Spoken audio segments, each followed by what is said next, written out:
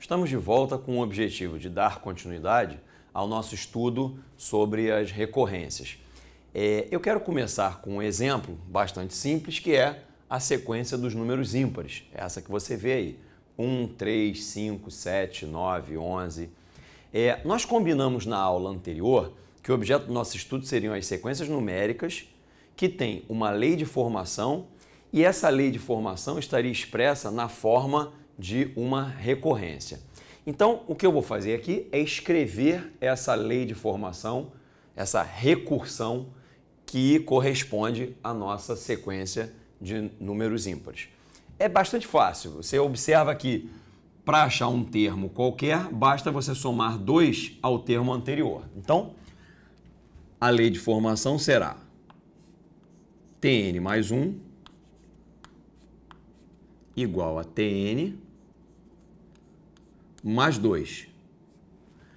Lembrando que n e n mais 1 são indicadores da posição do termo. Portanto, se eu tiver aqui o T7, eu estou pensando no sétimo termo, o termo que vem depois dele é o T8. Para calcular o T8, basta pegar o sétimo termo e adicionar 2. Portanto, essa é a lei de formação para a sequência dos números ímpares. O nosso segundo exemplo vai ser a sequência dos números pares, 2, 4, 6, 8, 10. Da mesma forma como aconteceu na sequência dos ímpares, nós percebemos que cada termo pode ser calculado olhando para quem vem antes e somando 2. Portanto, a lei de formação para a sequência de números pares também é Tn mais 1 igual a Tn mais 2. Ou seja, basta pegar um termo qualquer e somar 2 que eu obtenho o termo seguinte.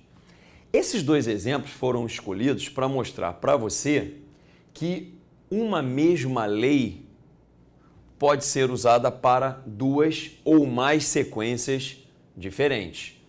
É claro que essa ambiguidade não pode ser mantida. A gente precisa arrumar um jeito de evitar essa ambiguidade, porque caso alguém me dê a lei de formação, essa lei de formação, eu vou ficar na dúvida se ele está pensando, se a pessoa que me deu essa lei está pensando nessa sequência ou em alguma outra, né? Como é que a gente faz para evitar essa ambiguidade?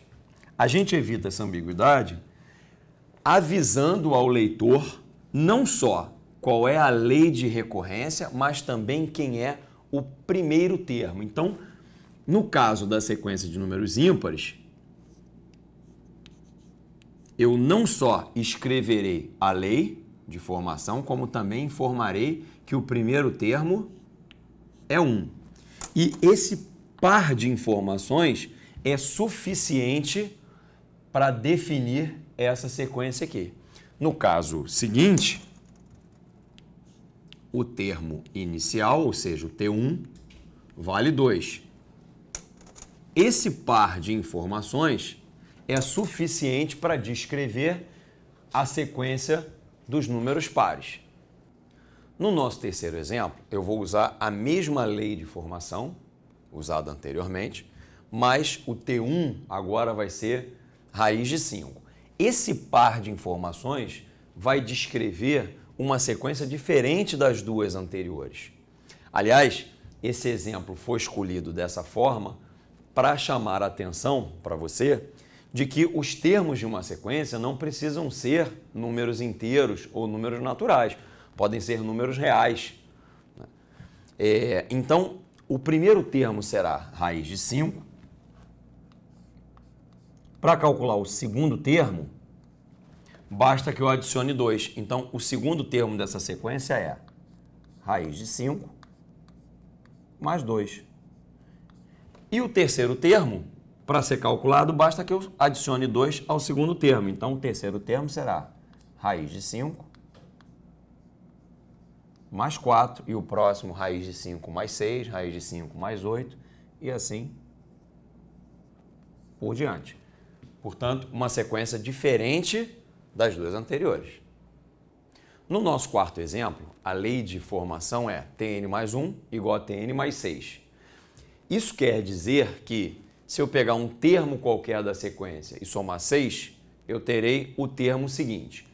E o primeiro termo dessa sequência é 4. Portanto, a sequência definida por esse par de informações é 4, que é o primeiro termo, mais 6, 10, mais 6, 16, mais 6, 22 e assim por diante. Esse tipo de sequência é um tipo bastante famoso, é dos mais famosos. Essa sequência que nós descrevemos aqui trata-se de uma progressão aritmética.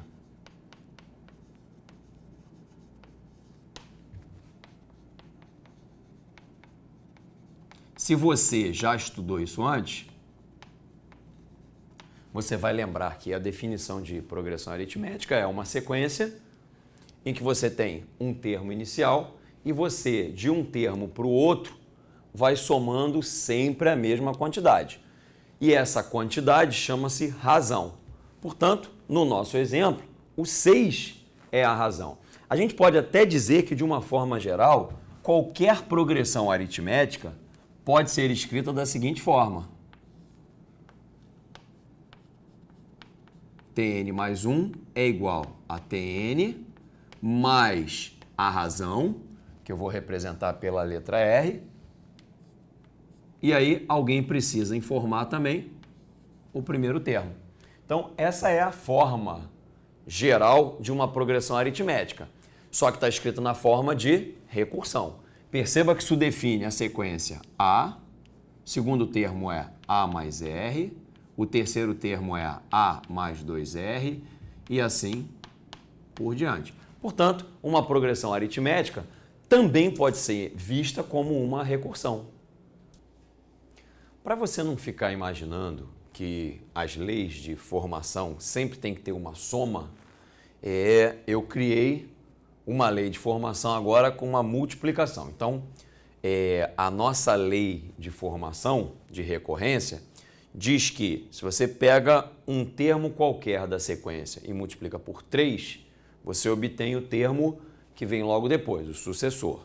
E essa sequência começa pelo 2. Então, a sequência que está definida aqui, que está descrita por essas duas informações é, primeiro, o 2. E para achar o termo seguinte, nós vamos pegar o T1, o primeiro termo, e multiplicar por 3. Isso vai dar 6. Para achar o próximo termo, eu vou pegar o 6 e multiplicar por 3. Isso vai dar 18. E o seguinte, eu vou pegar o 18 e vou multiplicar por 3. Isso vai dar 54. E assim por diante. Perceba que esta sequência, esse tipo de sequência, também é um tipo muito famoso de sequência. Na verdade, trata-se de uma progressão geométrica.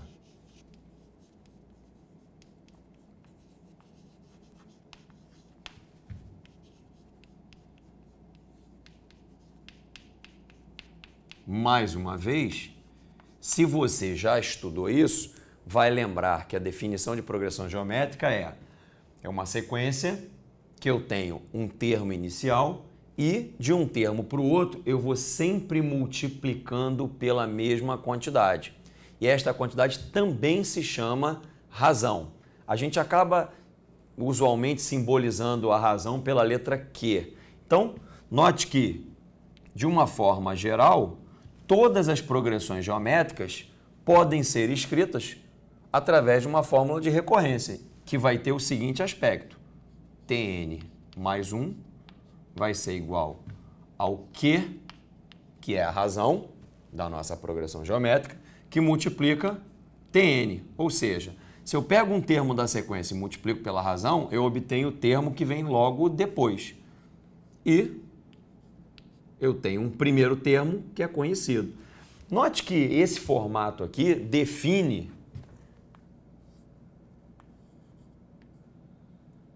o seguinte aspecto geral para a nossa sequência. Ó, primeiro termo é A, o segundo termo é A vezes o Q, O terceiro termo é o segundo vezes a razão, então eu vou ficar com A vezes Q ao quadrado, e o próximo será A vezes Q ao cubo, e assim por diante. E esse é o aspecto, é esse o formato de uma progressão geométrica. Portanto, uma progressão geométrica também pode ser escrita na forma de recorrência. A gente para por aqui. Eu espero você para a próxima aula, em que a gente vai trabalhar exemplos um pouco mais rebuscados.